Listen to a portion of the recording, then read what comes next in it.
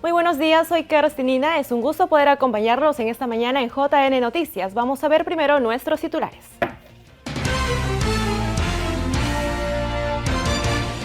JNE destaca en perfil electoral papel que tuvo la radio para la difusión de propuestas de candidatos.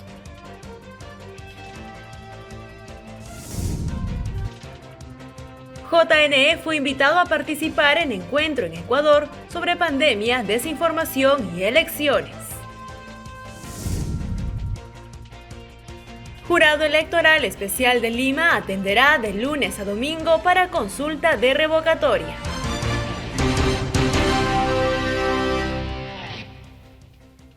El Jurado Nacional de Elecciones, en su informe Perfil Electoral, nos muestra un dato interesante: la radio como espacio con mayor potencial para la promoción de candidaturas. El estudio se realizó en el marco de las elecciones generales de este año. Veamos. De acuerdo al informe Perfil Electoral del JNE, los espacios radiales fueron los medios que mayor difusión brindaron a las candidaturas congresales. La radio se impuso con un 21%, mientras que el medio impreso con un 7% fue el que menor espacio dedicó a informar respecto de las candidaturas. Para el proceso de elecciones generales se tuvo un poco más de 2.000 candidaturas al Parlamento, 51% fueron mujeres y 49% hombres. Respecto al tipo de plataforma donde cada uno de ellos logró darse a conocer mediante entrevistas, se puede apreciar que es principalmente la radio el mayor difusor con un 52%. Le sigue la televisión con 39% y en menor proporción la web con 5%.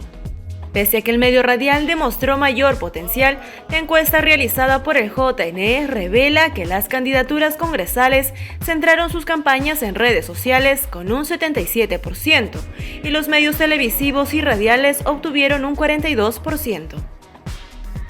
El presidente del Jurado Nacional de Elecciones, Jorge Luis Salas Arenas, participó como invitado en el encuentro El impacto de la pandemia y las noticias falsas en los procesos electorales que se realiza en Ecuador y que tiene como objetivo el intercambio de experiencias en cuanto al combate a la desinformación en elecciones con órganos electorales de Bolivia, México, Perú, República Dominicana, El Salvador, Brasil, Colombia y Panamá.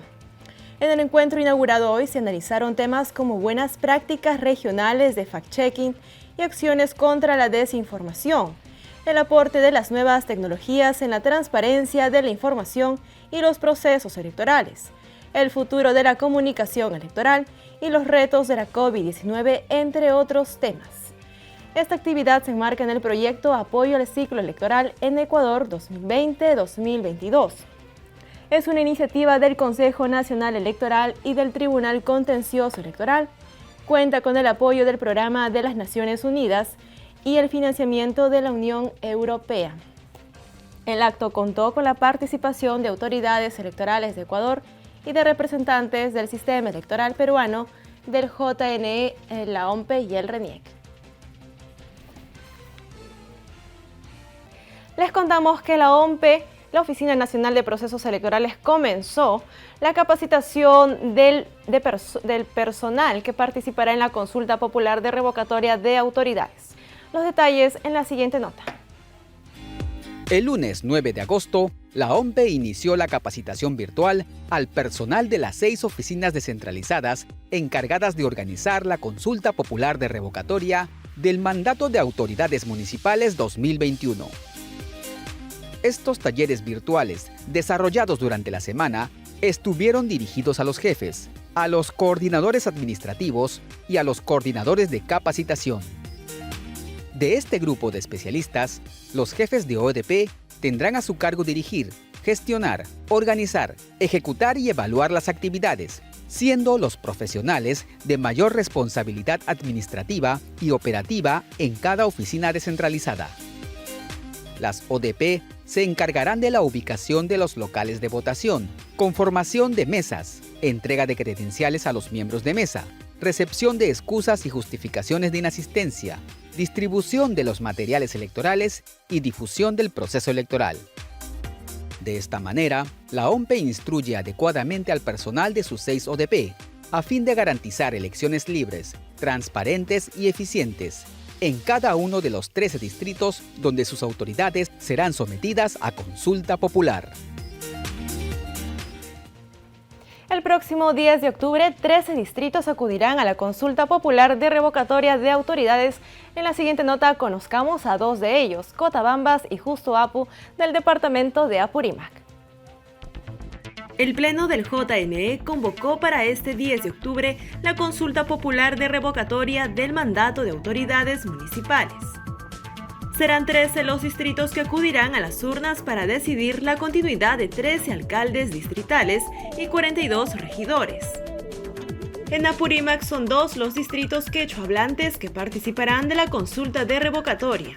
Uno de ellos es el distrito de Cotabambas en el sur del país. Distrito que según el padrón electoral aprobado para este proceso cuenta con 3.312 electores habilitados para acudir a las urnas. Otro distrito convocado es Justo Apu, ubicado en la provincia de Aymaraes. Aquí son 616 los electores llamados a votar este 10 de octubre.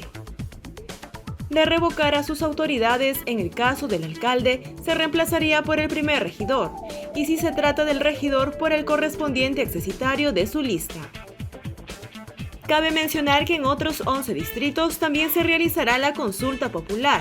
Ellos son Pilpinto en Cusco, Sama en Tacna, San Buenaventura en Huánuco y Ñahuinpuquio en Huancavelica. También en Tauripampa y Langa en Lima, Chavín en Ica, Cuturapi en Puno, Lobitos en Piura, La Libertad en Ancash y Guayucachi en Junín. En esa misma línea, la OMPE aprobó la cédula definitiva que se utilizará en la consulta de revocatoria del 10 de octubre. Veamos. Mediante resolución jefatural número 308-2021, la OMPE aprobó el modelo definitivo de la cédula de sufragio para la consulta popular de revocatoria del mandato de autoridades municipales 2021. La cédula, en el encabezado, tendrá un código de barras impreso en color negro y debajo se consignará el nombre del distrito y la provincia a la que pertenece. Asimismo, se brindan instrucciones al elector con el texto: marque con una cruz o un aspa dentro del recuadro del sí o del no. En cuanto a la pregunta, presenta 2 líneas de texto. En la primera detalla el nombre de la autoridad sometida a consulta y en la segunda, la pregunta si debe dejar el cargo que ocupa, ya sea del alcalde y o regidor. En la primera opción de respuesta figura en fondo color verde el texto sí y en la segunda opción, en fondo color cian, el texto no. La OMPE precisó que la cédula presentará una medida estándar para cada jurisdicción. El Jurado Electoral Especial de Lima atenderá de lunes a domingo para la consulta de revocatoria y las elecciones municipales de Chipao. Se requiere que las partes interesadas cuenten con la casilla electrónica del JNE para recibir las notificaciones. En el marco de la consulta popular de revocatoria y elecciones municipales en el distrito de Chipao, el Jurado Electoral Especial de Lima atenderá de forma presencial al público de lunes a domingo, incluidos los feriados, desde las 8 hasta las 2 de la tarde. En relación a la recepción y presentación de los escritos a través del Sistema Integrado Jurisdiccional de Expedientes Electrónico, serán considerados efectuados en el día siempre que sean ingresados hasta las 8 de la noche. Los promotores y autoridades sometidas a consulta popular de revocatoria, así como a las organizaciones políticas que participan en las elecciones de Chipao, deben generar su casilla electrónica. Para el efecto, si aún no cuentan con dicha casilla, deberán tramitarla a través del portal del organismo electoral. Ello con la finalidad de ser notificados con las resoluciones y pronunciamientos que emite el referido órgano electoral temporal de primera instancia. De no cumplir con tal requerimiento, se considerarán válidamente notificados a través del portal institucional.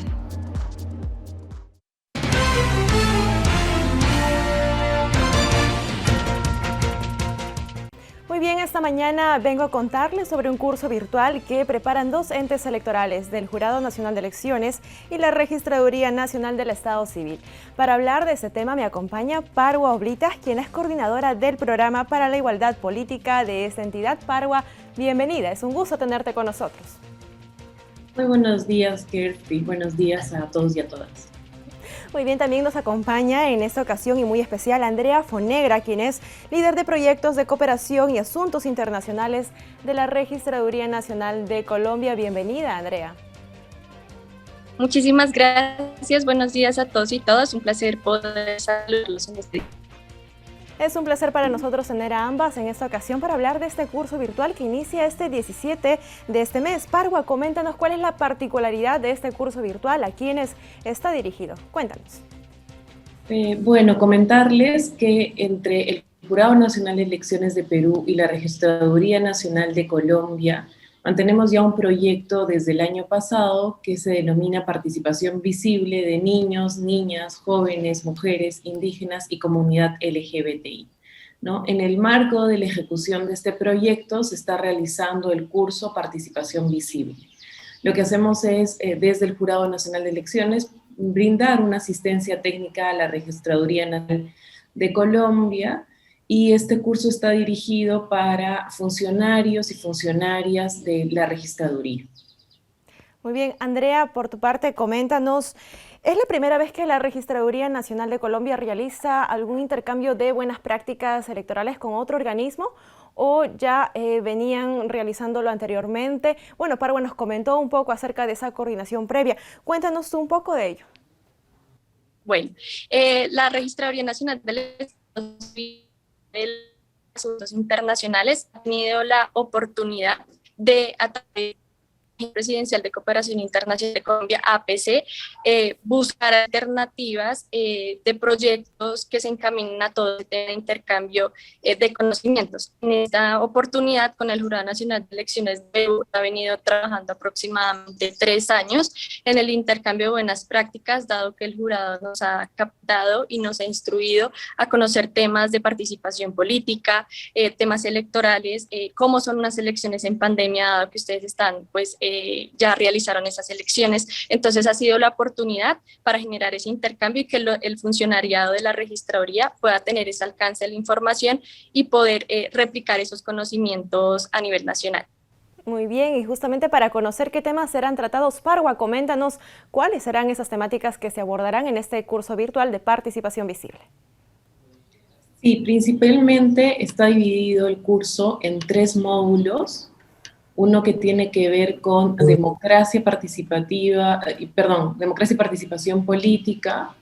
El otro módulo es sobre el sistema electoral. Este va a ser un intercambio sobre el sistema electoral colombiano y el sistema electoral peruano. Y finalmente vamos a tratar el tema de opinión pública en la era de la información, como bien decía Andrea, sobre todo lo que tiene que ver con las redes sociales, los fake news.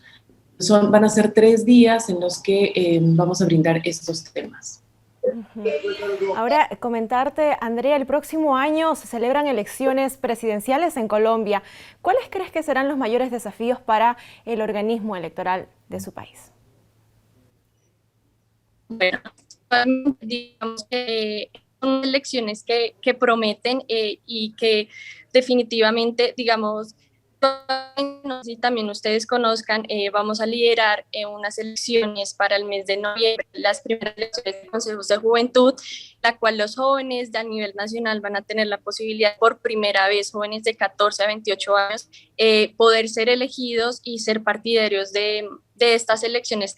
Esto nos da apertura para nuestro próximo calendario electoral. Los principales retos que se vienen para esta contienda, sin lugar a dudas, es nuevamente que la comunidad colombiana asista a las urnas, que con el voto, la importancia que tiene el voto de saber elegir, de conocer a sus representantes, sin lugar ha sido como un tema muy álgido en Colombia, y el tema de la pandemia, que sin lugar a dudas nos pone a toda la actual administración a conocer esas buenas prácticas que los diferentes países han dado para que se acabe con total normalidad. Muy bien. Parwa, te pregunto a ti, en el contexto de este curso virtual en el que se comparten buenas prácticas electorales, ¿es posible replicar estas prácticas en otro país, en otro proceso electoral, o los contextos, la misma sociedad limitan de alguna forma? ¿Qué opinas?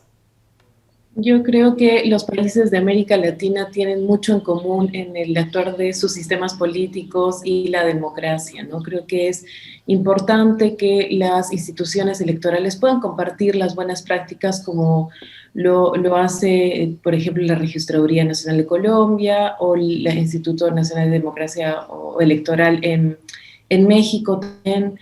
Y creo que hay muchas coincidencias, ¿no? Sobre todo a través de este proyecto que se resalta la participación política de poblaciones que han sido históricamente excluidas. Como en Perú, en Colombia también existe un pueblo afrodescendiente que tiene que mejorar su participación política, o la comunidad LGBTI, o como bien lo ha dicho Andrea, la población de juventudes que ahora van a tener unas próximas elecciones. Creo que es importante que esas buenas prácticas se compartan entre instituciones electorales de nuestro continente.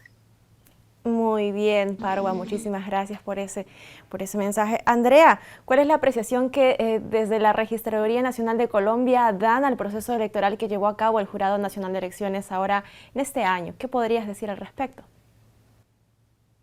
Bueno, sin lugar a dudas, sé que fueron unas elecciones bastante por la etapa de pandemia. Sin lugar a vemos la posibilidad de que a través también de este proyecto se genere algún espacio de intercambio de conocimientos en relación a cómo fue ese proceso, sabiendo que se viene el actual señor registrador, el doctor Alexander Vega, ha tenido la posibilidad de generar algunas mesas de trabajo con sus pares para dar a conocer cuáles han sido como esos desafíos que se enfrenta el cuerpo electoral a la hora de nuevamente entrar legal y de cumplir con los estándares de bioseguridad y por supuesto de que se ponga a disposición el derecho al voto de elegir y seguir. Muy bien, muchísimas gracias Parwa y Andrea por traernos el alcance de este curso virtual y vamos a hacerle seguimiento para poder tener más novedades. Parwa, ¿algunas palabras finales que quieras dar para poder cerrar la entrevista? No, agradecer a la Registraduría Nacional de Colombia y también creo que es necesario seguir fortaleciendo nuestra democracia y el sistema electoral de nuestros países. Muy bien. Andrea, por tu parte, ¿algunas palabras finales? Bueno, nuevamente agradecerles por parte de la Registraduría Nacional del Estado Civil estos espacios que propician y visibilizan esas buenas prácticas entre ambos países. Sin lugar a dudas somos países latinoamericanos que buscan apropiar conocimientos y esas buenas prácticas en todo el tema de participación política y que sin lugar a dudas este curso nos abre la posibilidad de que nuestros funcionarios conozcan esas buenas prácticas y se generen espacios de visibilidad en esta etapa. Entonces agradecerles a ustedes. Gracias a ambas por acompañarnos esta mañana. Ahora vamos a hacer un corte, pero ya regresamos.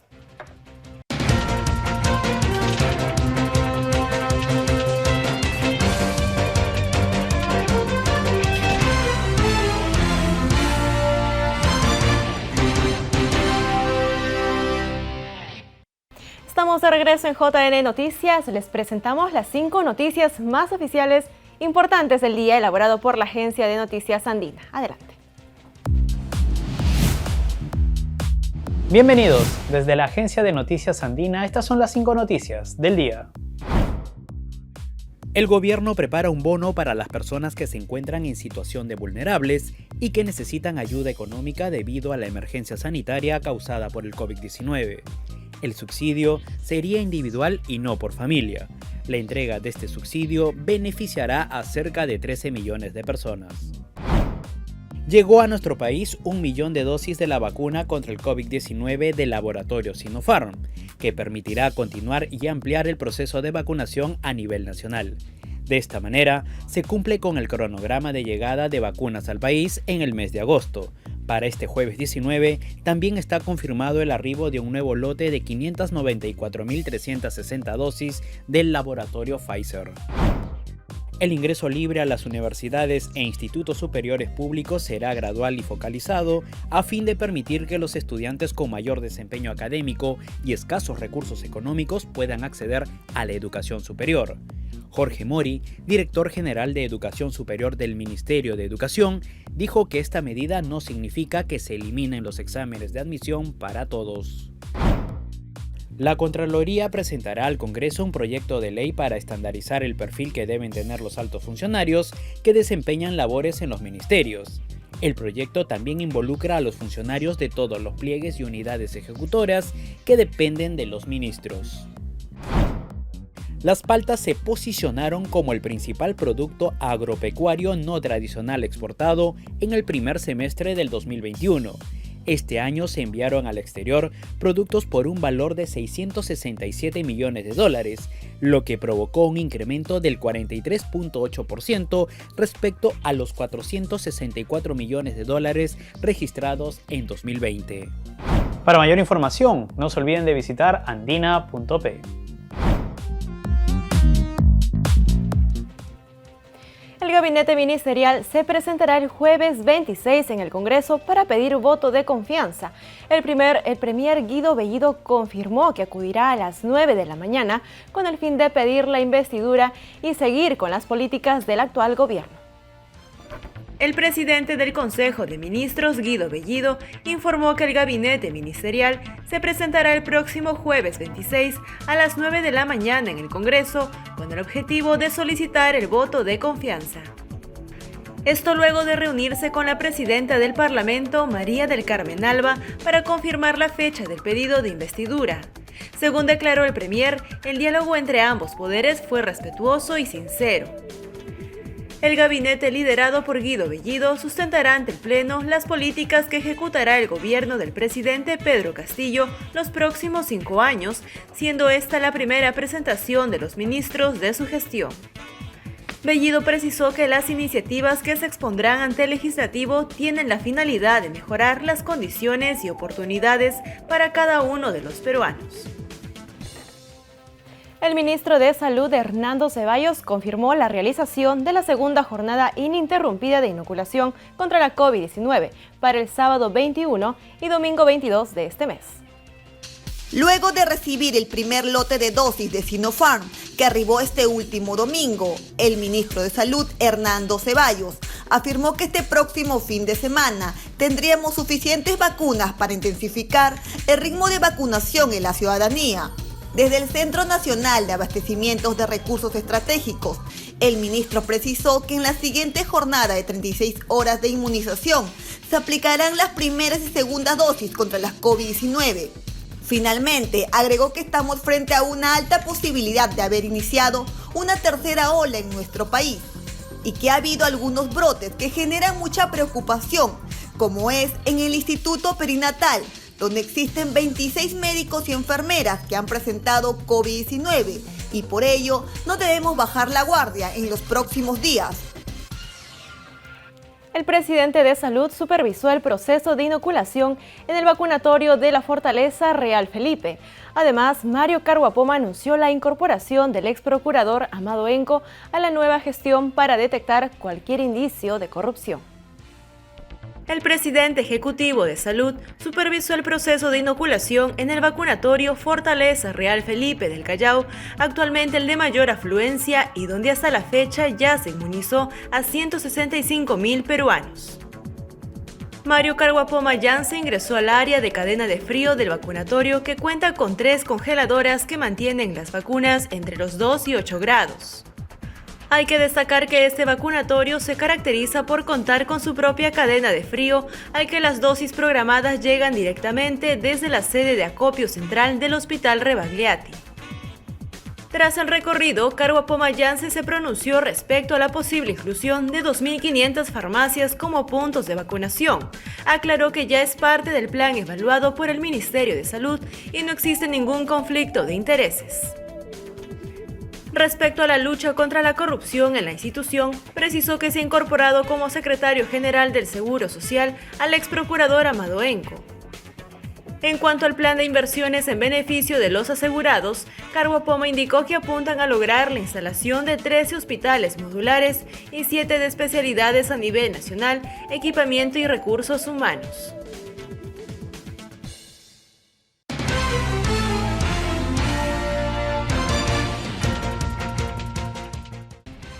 Esta mañana nos acompaña el doctor Omar Cairo, quien es constitucionalista. Vamos a hablar de qué es un Consejo de Estado y qué implicancias tiene. Muy buenos días y bienvenido a JN Noticias. Buenos días.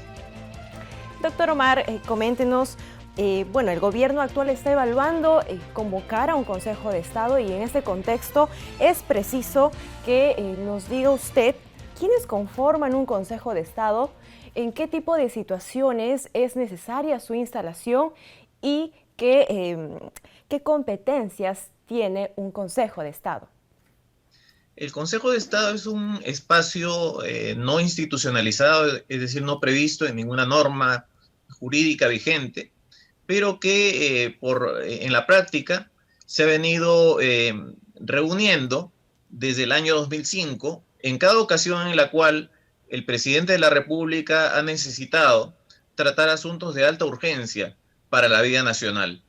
Por ejemplo, lo convocó con motivo de las medidas contra el COVID, cuando hubo casos de criminalidad en un nivel muy alto, convocó a los miembros que constituyen su núcleo, que son el presidente mismo, el presidente del Congreso y el presidente del Poder Judicial, y eventualmente otras autoridades que dirigen los órganos constitucionales autónomos, como la Fiscal de la Nación, el presidente del Poder Judicial y de las otras instituciones y otras autoridades. La finalidad es realizar una evaluación, tratar temas que son que colocan al país en una situación apremiante.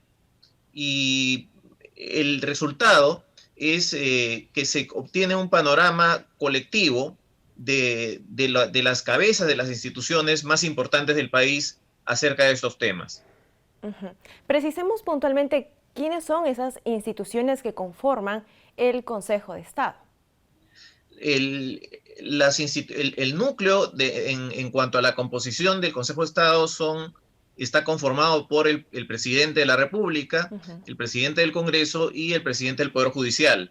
Eventualmente pueden intervenir o intervienen el fiscal de la Nación, el presidente del Tribunal Constitucional y de los funcionarios que dirigen los otros órganos constitucionales autónomos. Eventualmente también otras autoridades que estén concernidas en el asunto que es materia de la convocatoria. Muy bien, ahora nos encontramos con que la figura del Consejo de Estado no está contemplada en nuestra Constitución, por lo que me lleva a preguntarle quién se encarga de regular las decisiones que se toman dentro de un Consejo de Estado y así evitar que, por ejemplo, se caigan en intereses políticos propios. El problema es que el Consejo de Estado no adopta propiamente decisiones, puede hacer pronunciamientos, puede revelar la posición, hacer una manifestación de la posición colectiva de quienes dirigen las instituciones, pero esto presenta un problema, porque en el caso del gobierno no hay dificultad porque el presidente de la República es el jefe del Poder Ejecutivo.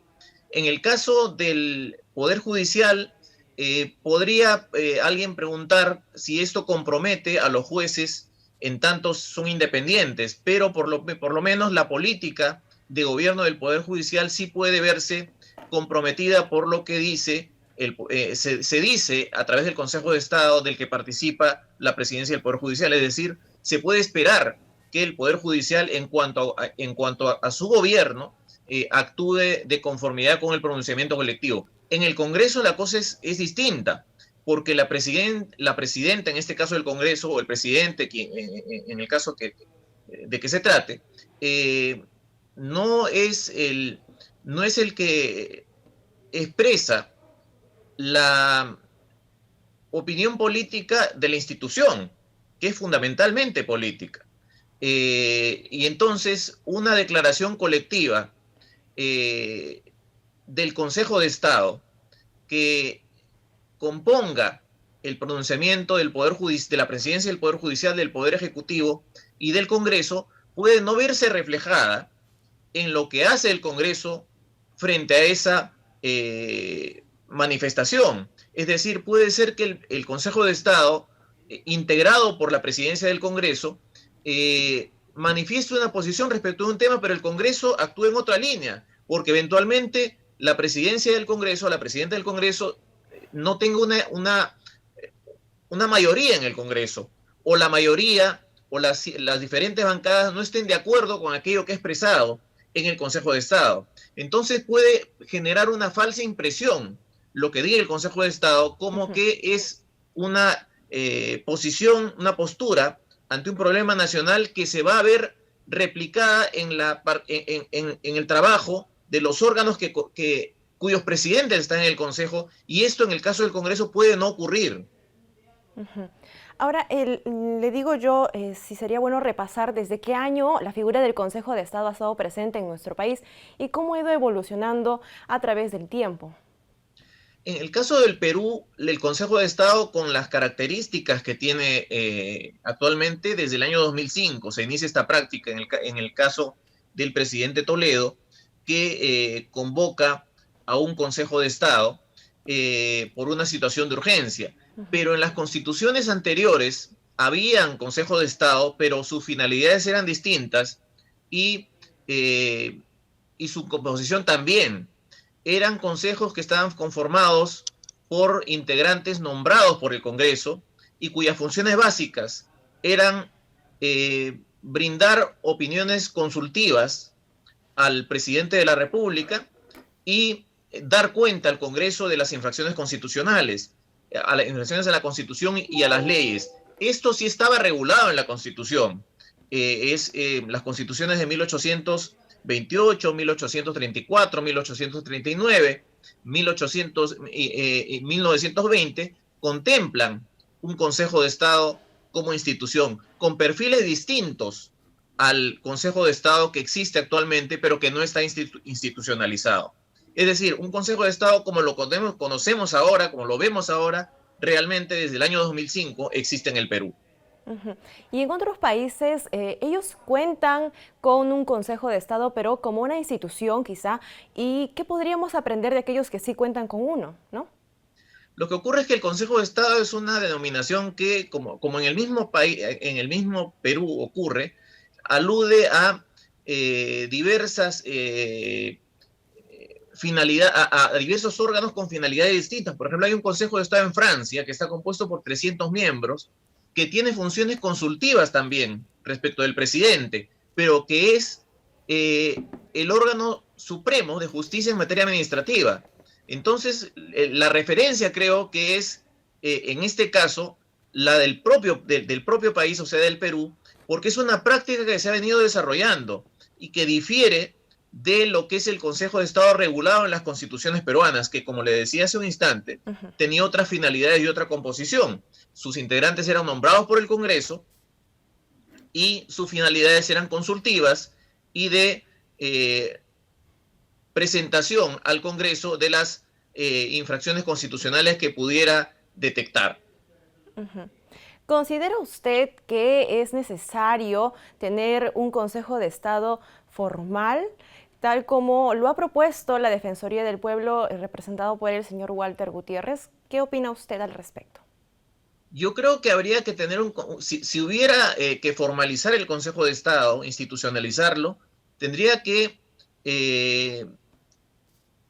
regulársele de tal manera que la posición que se exprese comprometa a los órganos cuyos presidentes participan del Consejo de Estado, porque sería muy complicado que haya un Consejo de Estado regulado, que se reúna, que los presidentes del Legislativo, Ejecutivo y Judicial lleguen a una posición conjunta y luego el Congreso, por su propia naturaleza, no responda a la postura expresada por su presidencia en el Consejo de Estado. Pero de repente tendría que, en una regulación eventual, ir el presidente del Congreso con plenos poderes para tomar decisiones que comprometan al Congreso o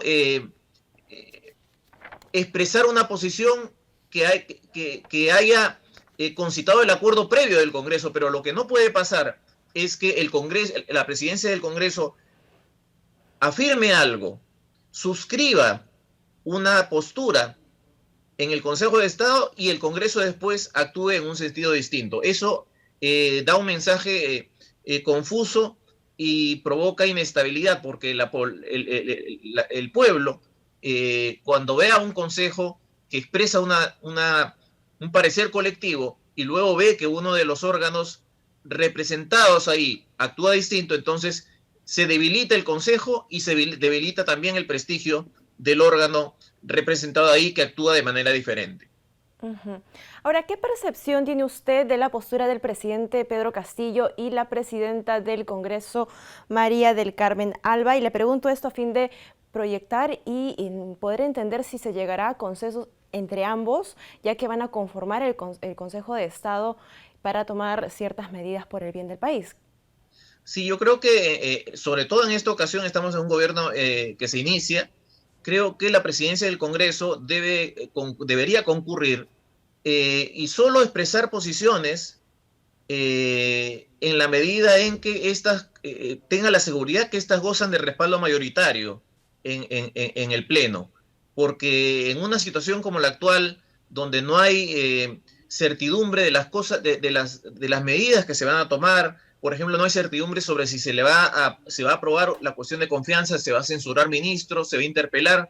El Consejo de Estado aparezca afirmando algo sobre todos estos temas y luego el Congreso actúe de manera distinta, a pesar de que su presidenta forma parte del Consejo de Estado y también adhiere a lo dicho por el Consejo. Entonces, lo recomendable sería que solamente el Congreso manifieste una posición en la medida en que ésta se vea, que tenga la seguridad de que ésta va a ser respaldada o que cuenta con el respaldo del Pleno del Congreso.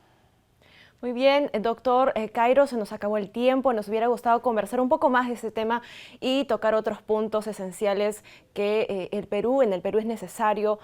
Por ejemplo, tenemos sectores que están en crisis y quisiéramos saber qué medidas tomaría el Consejo de Estado, pero bueno, podremos tocarlo en otra oportunidad. Muchísimas gracias por estar con nosotros esta mañana. Será hasta una próxima. Gracias a ustedes. Muy bien, vamos a hacer una pausa y ya regresamos.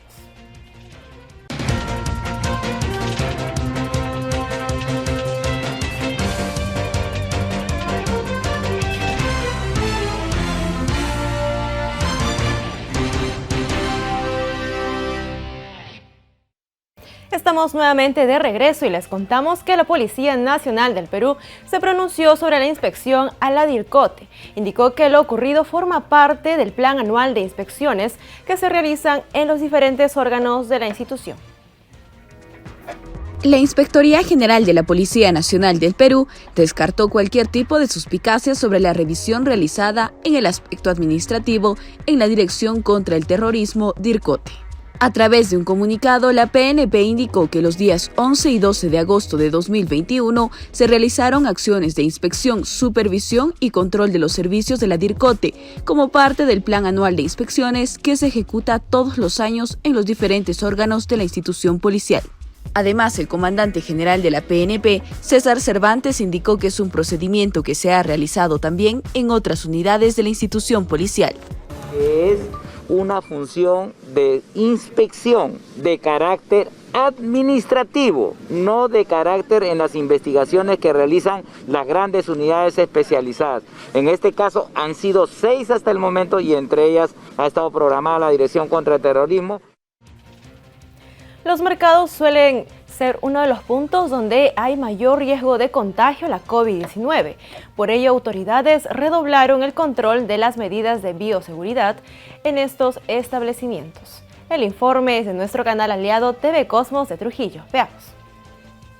Propietarios de puestos del mercado central deberán cumplir con las medidas impuestas desde un comienzo por el MINSA. Así dio a conocer la monitor integrante de la Sugerencia de Salud de la Municipalidad Provincial de Trujillo, quien supervisó esta instalación y procedió con la señalización para evitar que comerciantes invadan las zonas de circulación con sus productos en el piso y así evitar una tercera ola de la COVID-19. Son medidas obligatorias que es contra el COVID-19. Las medidas muy obligatorias es que todos porten su doble mascarilla, todo comerciante tiene que tener su doble mascarilla, especialmente los que venden comidas tienen que tener su gorra, su mandil y todos los protocolos como su alcohol. Una de las medidas obligatorias es de que no se salgan de sus puestos y y tienen que respetar la línea amarilla, pero mayormente acá en el mercado central estamos viendo que están poniendo sus mesas. Entonces nosotros tenemos la función de concientizar a las personas. La sugerencia comprobó que muchos negocios de comida vienen usando muchos espacios con mesas y sillas y genera aglomeraciones, por lo que señaló que tras una visita inopinada se procederá con las multas. No haya una tercera ola, de que no se cumpla la tercera ola, evitar esa tercera ola. ¿Cómo se va a evitar eso? Cumpliendo las medidas sanitarias dadas por el MINSA, no por la municipalidad, no dada por la área de sugerencia de salud, sino por el MINSA, por el Ministerio de la Salud. Evaluando, monitoreando, de que por favor se vuelva a poner sus plásticos, sus barreras de seguridad, que tengan su alcohol, del distanciamiento. En todas las puertas del mercado central se le está colocando nuevamente las señaléticas, nuevas señaléticas de entrada y salida, pediluvios, alcohol, termómetro. La monitora agregó que los puestos deberán volver a colocar sus barreras de seguridad, así como alcohol y otras medidas, como el aforo COVID, pues la pandemia no ha concluido. Y desde Piura, nuestro canal aliado TV Norte nos informa que las autoridades de esta parte del país dieron el ejemplo al vacunarse contra la COVID-19 e instaron a la población a acudir para aplicarse la segunda dosis. El alcalde de la Municipalidad Distrital de Pacaypampa, ingeniero Guido Rojas Hernández, se unió a la campaña Pongo el Hombro. La autoridad edil acudió al centro de vacunación instalado en la Plaza de Armas del distrito de Pacaypampa, en donde no solo se colocó la primera dosis contra la COVID-19, sino que invitó a sus paisanos a dejar de lado los temores y se vacunen para su propio bienestar, sus familias, el Perú y el mundo entero. Bueno, hoy día estamos cumpliendo con la labor Pon el Hombro, incentivar a la población pacaypampina que esta es una vacuna que ya la OMS, el Ministerio, la Organización Mundial de la Salud, autorizado esta vacuna y que esto que es para conservar la salud de nuestra gente, incentivarles a la población pacaypampina a romper los mitos, ¿no? Todos los mitos que se dan sobre la vacuna, que más bien acudan a los centros de salud a vacunarse para estar más protegidos con nosotros como población vulnerable.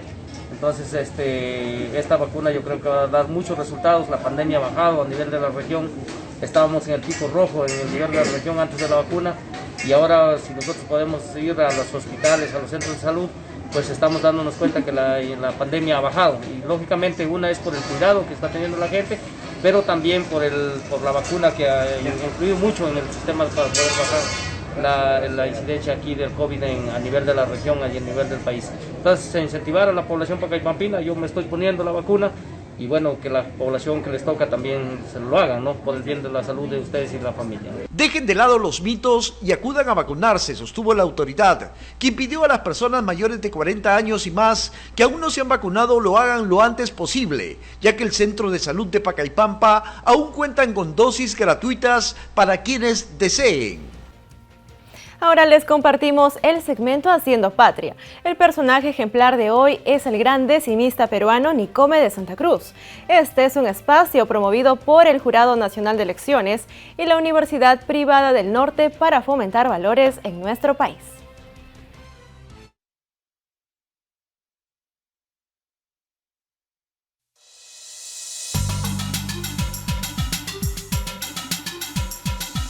El Perú es un país multicultural, lleno de historia y tradiciones, de momentos buenos y malos, de lecciones aprendidas y otras aún por aprender.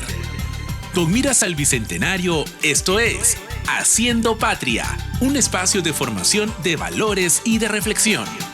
Espacio producido por Voces en Línea y Radio UPN en colaboración con el Jurado Nacional de Elecciones.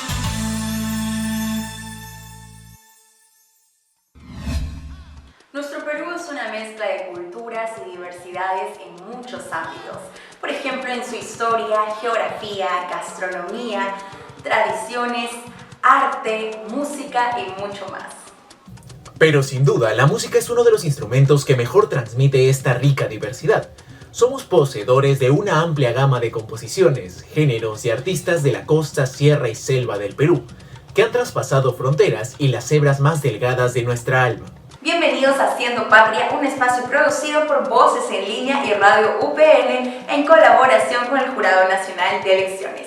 Disfruten de nuestra esencia bicolor. Fue periodista y herrero, pero destacó principalmente por su música, talento que descubrió a temprana edad y cultivaría con producciones como Inga y Canto Negro. ¿Te suenan estos nombres? ¿Sabes de quién estamos hablando? Pues hablamos de Nicómedes Santa Cruz, quien nació un 4 de junio de 1925 en Lima, donde concluyó sus estudios trabajando en el taller de herrería de su familia. Pero la vida lo llevaría más lejos, casi por toda Latinoamérica. Cuando retorna a Lima, los años de experiencia y el amor a la música lo llevaron a decidir un rumbo distinto para su vida. Sería de sí misma oficio que enriqueció gracias a la cercanía con Porfirio Díaz. Tras arduos años en los que recogió cantos populares peruanos, debutó como artista en el Teatro Municipal de Lima un 11 de mayo de 1957. Su talento sería reconocido rápidamente y solo el siguiente año empezaría a dar conciertos internacionales. Durante su estancia en la escena artística, Nicómedes colaboró en el diario El Comercio y en diversas radios, y en la política, pues adoptó una postura antiimperialista y apoyó la Revolución Cubana. Nicómedes entregó su vida a su pasión. El amor por la cultura peruana lo llevó a cumplir casi como un deber la difusión de los ritmos y versos peruanos. Un 5 de febrero de 1992 en Madrid fallece debido a un cáncer, dejando un gran legado. Así como Nicómedes, actualmente Pudi Vallumbrocio transmite la música de sus raíces. Siendo el 15º hijo de sus padres, creció rodeado de instrumentos y la música casi siempre fue un deber para él. Hola, me llamo César Vallumbrocio, me dicen Pudi desde hace muchos años. Ahora ese nombre se ha convertido en parte artística ya. No me llaman mucho César, solamente mis íntimos me dicen César. Soy músico, soy percusionista, también soy danzante bueno, soy parte de la danza de negritos. Y bueno, como cultor, soy parte de ello, gracias a mi familia. También soy diseñador gráfico, soy el dueño de la marca Habla Cumpa, que es una marca de pueblos y habla de la cultura oral del pueblo del Carmen. Yo descubrí la pasión por la música, creo que fueron mis principios como una persona que viene a ser el número 15 de la familia Vallumbrocio. Entonces, cuando nosotros ejercíamos en casa algunos juegos de niños, supuestamente de niños, eran juegos de grande, como tocar instrumentos, vivíamos rodeados de tantos instrumentos, abarcaban todos los instrumentos percutivos, incluso lo llevábamos al recreo de nuestro jardín, que ahora es kinder, ¿no? Pero íbamos al jardín con esos instrumentos y no parábamos. Fue por pura pasión. Y así creciendo en el seno del barrio del Carmen en Chincha, Pudi absorbió sus ritmos, versos y melodías para dedicarse a compartir. Pero esto no estaría fácil. La situación se me complicó durante la pandemia y creo que hasta ahora por el lado artístico. Creo que muchos de los artistas nos hemos visto afectados con un cambio tan radical para nuestra carrera de lo que ejercíamos, ¿no? Por ejemplo, el tema del circo, la tarumba. Nosotros somos tradición en el circo y la tarumba y creo que formamos una parte importantísima y artística en la tarumba. Ya creo que somos una marca con la tarumba, ¿no? Los Vallumbrosios, la tarumba, los Vallumbrosios. Ya estamos ahí. Bueno, alguno de los Vallumbrosios, déjame aclararte. Y así es como pudo viajar a diversos países haciendo lo que más le gustaba y mejor sabía hacer. Aquello que fue heredado por su familia. Una pasión que lo llevó muy lejos. Tuve viajes por todo el país, por fuera del país, los reconocimientos que tuve en Bolivia con Perú Jazz. Bueno, que un periódico te diga que no había visto un cajonero que toque al nivel de César Vallumbrocio, es un reconocimiento bonito, ¿no? Y los reconocimientos más bellos que no se puede olvidar son las palmas. Nicómedes Santa Cruz y Pudi Vallumbrocio, dos grandes músicos que con su pasión y creatividad hacen patria, dejando el nombre del Perú en lo alto de los escenarios y en lo profundo de sus corazones. Yo creo que hacer patria es nuestro deber como peruanos. Deberíamos estar agradecidos de dónde hemos nacido. Esta ha sido la edición número 20 de Haciendo Patria, programa de Voces en Línea y Radio UPN, en trabajo en conjunto con el Jurado Nacional de Elecciones. Nos vemos hasta una próxima oportunidad. Muchas gracias por acompañarnos. Los invitamos a seguirnos en el canal 516 de Movistar, las redes del Jurado Nacional de Elecciones y por la frecuencia de nuestros 23 canales aliados. Los dejamos con imágenes de nuestra variada y rica gastronomía peruana, la mejor del mundo. Permiso.